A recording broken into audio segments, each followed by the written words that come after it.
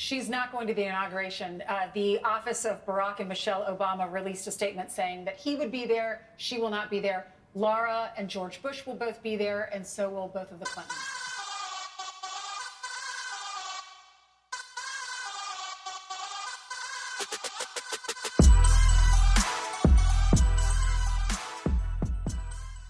Meanwhile, tonight, President Joe Biden is set to give his farewell address, speaking to the nation from the Oval Office one final time. Yeah, it's the opposite of an Irish goodbye. Irish goodbye, they just leave. You don't know where they went. He's Irish, and he's taking forever to say goodbye. Senior White House correspondent Peter Ducey joins us with more. Peter. Yeah, well, this is the last time that we expect to hear from President Biden before he retires to Delaware, and we think he is going to talk a lot about himself. The White House shared a letter from the president. It's not addressed to anybody, but part of it says, "It has been the privilege of my life to serve this nation for over 50 years. Nowhere else on earth could a kid with a stutter from modest beginnings in Scranton, Pennsylvania and Claymont, Delaware, one day sit behind the resolute desk in the Oval Office as President of the United States." We don't... Man, Joe Biden is probably going to go down as the worst president ever in U.S. history. He has done so much damage to this country that so many people, after 4 years under his administration, have said, you know what, we had enough. We're going to have to bring Trump back. All the people that were complaining when Trump was the president the first time are now have converted and said, hey, you know what, we messed up these past 4 years, so we're going to vote for Trump, bring him back in, have him clean everything up that this imbecile has done. He is not a good leader. He is not a good president. He's been the worst. Just to add a little bit more context to Biden's failed presidency, according to the budget.house.gov website, fact-checking, the truth about Biden's failed presidency, the economy, indebtedness in history, soared nearly 20%, inflation. Another claim. President Biden said he is working to bring down the price around the kitchen table. Inflation went up, prices went up, food, groceries, gas, everything. Taxes are going up. Another claim. President Biden claims to care about America's fiscal health. The reality is that under President Biden, the cost to service our debt has skyrocketed. Interest spending has increased by $540 billion, or 153%, in the 3 years since President Biden took office. In the job sector, President Biden stumbled over his words, stating he created 15,000 jobs before correcting himself to say 15 million, claiming that his administration saw record job creation. Fact. The truth is that he inherited historic post-pandemic job recovery. People keep forgetting about this too. When Trump was towards the end of, everybody kept saying during Trump's presidency, jobs were hard to come by. And they weren't remembering that COVID happened during Trump's presidency. As soon as Biden took over, everybody started going back to work, getting their jobs back. Another claim. President Biden said he beat Medicare, whatever that means. It's in parentheses, whatever that means. Fact. President Biden is actually right here. He has beat Medicare by raiding the program to pay for his radical spending agenda. The truth is that the Medicare Hospital Insurance Trust Fund out-of-reach Part A benefits for inpatient care are paid, will be insolvent for 12 years. Medicare needs to be saved, not beat. Another claim. President Biden boasted that he lowered drug prices, saying, quote, it's $15 for an insulin shot as opposed to $400, end quote.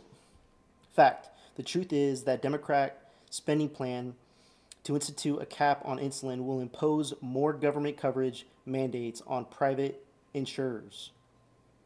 Another claim in regards to student loans.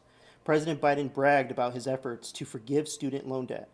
The truth is that there is no such thing as canceling or forgiving debt. It is just a transfer of debt.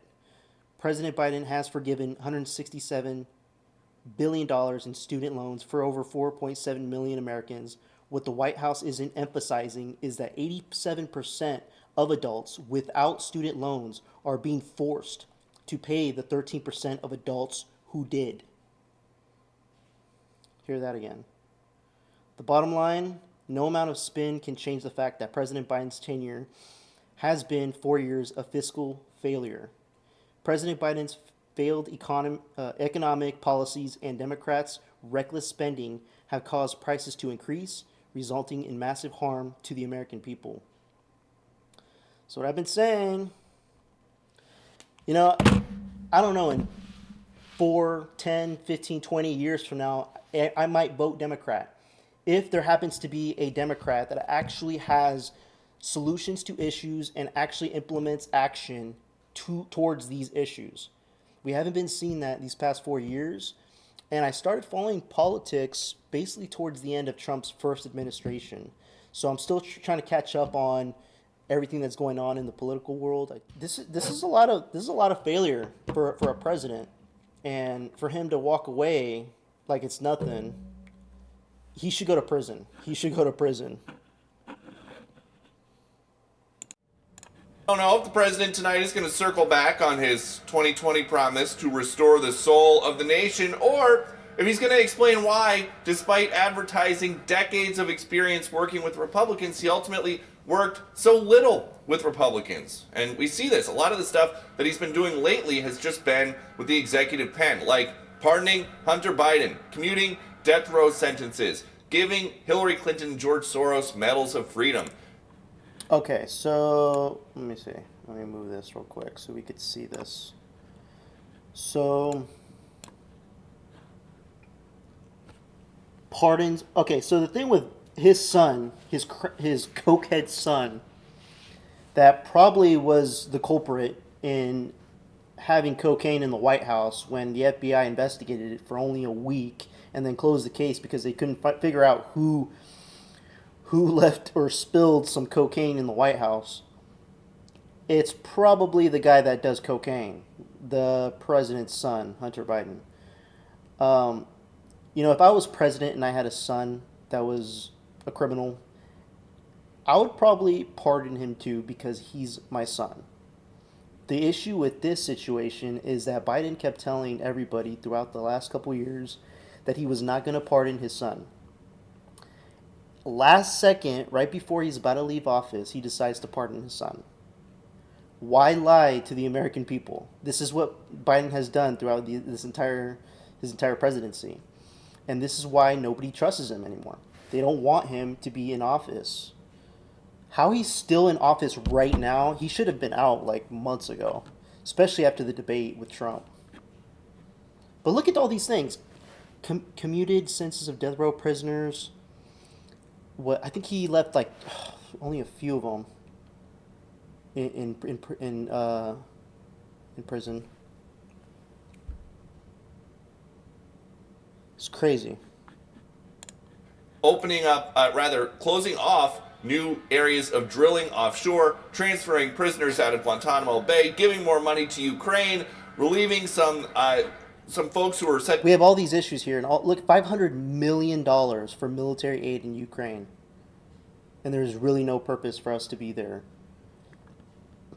When we allowed all these people coming into this country illegally, major cities are getting destroyed by crime, no law enforcement.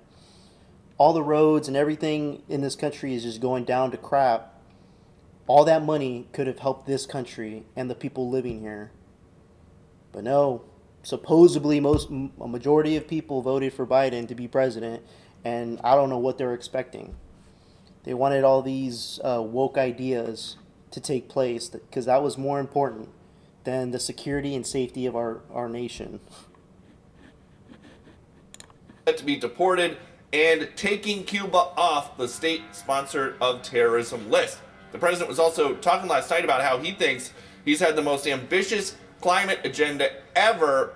That's what he wants people to think when they look back at his term, even though we know the general mood in this country. People don't look at Joe Biden and think, wow, wow, he's doing so much for the climate, they look at the last 4 years and they think, well, we've had some real problems with inflation and national security and the border. So stay tuned for 8 o'clock tonight. We'll see how much he talks about those 3 things. Back to you. It's a special club. I mean, even look at former President Obama and Donald Trump the other day, how they were laughing it up. You know, they fight on the campaign trail, but they understand, only those few understand that type of pressure. Well, I don't know if Michelle Obama would leave a letter. No. She's not. I don't know about that. The situation at President Carter's funeral, when they caught Trump and Obama talking ear to ear and whispering, smiling, giggling, and I don't know what actually went on. They questioned Trump, but he was evasive on what actually was said between the two. So that's still, I don't know. Going to the inauguration, the office of Barack and Michelle Obama released a statement saying that he would be there, she will not be there. Laura and George Bush will both be there, and so will both of the Clintons. So the tech, we know Carrie Underwood will be there. Yep. But she's got a lovely voice. And Kid Rock? I saw they're giving Carrie Underwood hella crap because she's going to be there at the inauguration. She's getting flack for that, but who cares, honestly? Like, anybody could perform. Except P. Diddy. I think Kid Rock too. And I'll add to all the tech titans who'll be sitting together. Yes. And they got all these rivalries. Skipping Musk doesn't Davos. talk to Altman. They're suing each other. Bezos and Musk are fighting to get into space. They'll be sitting next to each Well, other. the president has forced them all to start working together for the good of the country. I kind of like it. I like that we have some of the smartest, richest people coming to the table to help us with solutions, not just being about themselves, but what's good for the country. Crypto too, because we need experts on crypto. Biden was suffocating him. His people were suffocating Silicon Valley and the AI bros. And these guys go, I don't think they know what they're talking about, but we got to get away from this guy Gensler. And Trump seems to be singing our song. Does shoveling snow have your back out of whack? Showing up to our events, we're going to be there. And the one thing that was very interesting, one of these guys said that I was fascinated when I went to visit Trump because he asked the same questions to me he does to the caddy, that he does to the guys who to take care of the, give him the towels. He talks to everybody. And I guess in the CEO world, you're not supposed to do that. In the Trump world, that's the reason he wins. Yeah. Because he likes everybody the same. Knows everybody's names, letters. It's about their character. You want a president that has a good character, someone that's actually honest and truthful and giving it to you bluntly, which President Trump has done. I mean, he has said quite a few things about taking office this time around only because now he knows the players in the game. Now he knows who the people that are corrupted, and now he has a full team on his side. His first presidency, he didn't even know he was going to win. First of all, I know when he got elected the first time, he didn't even have a victory speech prepared because he thought he was going to lose. Well, he didn't know all the players in the game and who was good, who was bad in the administration, or who in the government, I should say. And this go around, after all these years and after these past 4 years, seeing what's been going on, he has now been collecting all these people that know, okay, hey, this is going on, this department here. I was really hoping for Vivek Ramaswamy to be president, but hopefully in 4 years he can take it. But it's all about character. The right character is what we need in this country, and a strong leadership role model, not like Joe Biden. Basically the complete opposite of Joe Biden. People, it's one of his great traits. People. That's I remember exactly one time right. he was in our studio. It was my dad's birthday, and he had a message from my dad. It was so sweet of him. Elon Musk, Jeff Bezos, Zuckerberg, and Altman are all going to be skipping Davos. Trump's on Cameo? They're going to go together. Yes.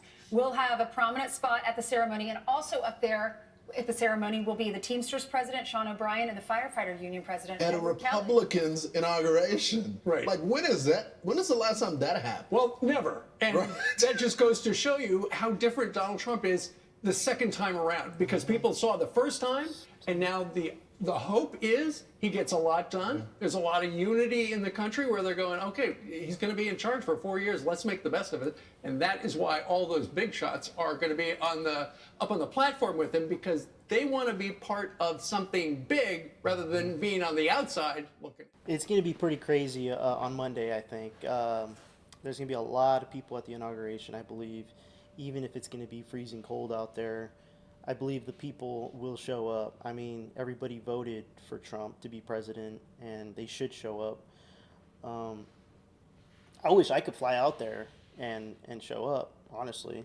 That would be pretty cool. But we're going to see how everything plays out with after Monday, when he starts implementing all these executive orders from day one that he said he would, especially with the mass deportation. I'm really interested to see how the Border Patrol is going to handle with getting all the illegal criminals first, and then go from there. I believe anybody that came into this country illegally broke the law. When you break the law, there has to be consequences. If there's no consequences, then it's free game. Why doesn't everybody just do whatever they want? Let's just all break the law and do nothing. No, we have to set a standard and say, hey, if you're going to come into this country, you got to knock on the door. It's just like living in your home. You don't just have people breaking through your door or coming through your windows. No, they knock at the door. You open the door and you say, hey, who are you? You find out who they are. If they're good people, good intentions, you allow them in your home. If they're not, if you feel like they're not, or if you find information about them that they've had criminal history, they're not allowed in your home. Treating your country should be like treating your home. And that's what I believe when it comes to the illegal immigration topic. If you guys have any questions, please like, comment, subscribe. Yeah, see you guys till next time. Peace.